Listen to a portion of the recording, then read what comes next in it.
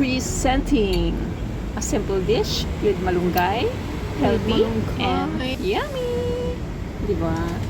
So, hello mga besh. I hope you're all in good condition and healthy and happy. Diba? Good condition na healthy pa, diba? So, sa mga hindi pa nakakalam kung paano himayin ang mga malunggay, dahon ng malunggay, ganyan po siya himay-himayin.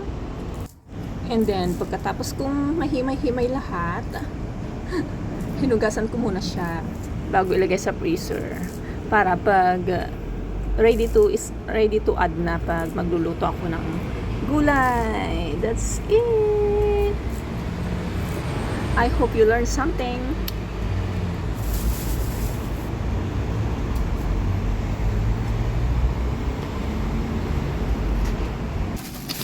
But here, I realized na kulang pala yung dinala ko. Sana dinamihan ko na. Kasi, after kong nagluto ng once, konti na lang. So, next time, dadamihan ko na.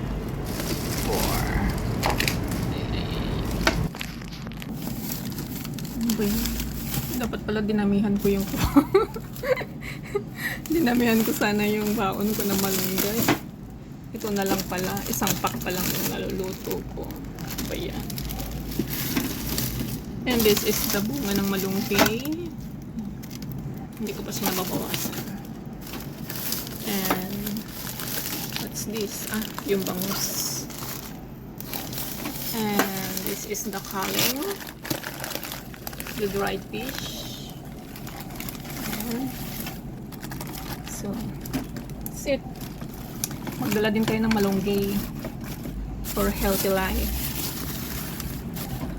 Bye. Thank you so much for watching.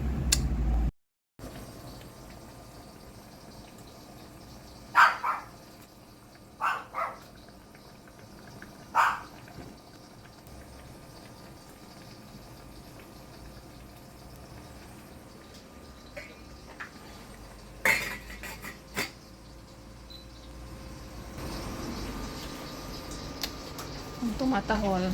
Bakit? Nakikismis ka naman sa kapitbahay. Kapitbahay yun. Huwag ganun. Hindi ka naman makakalabas. Intindihan? Say bye. Bye!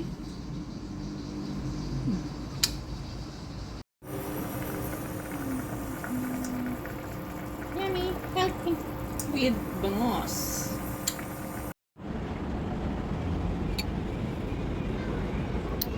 With malunggay. Yum yum. And this is the view.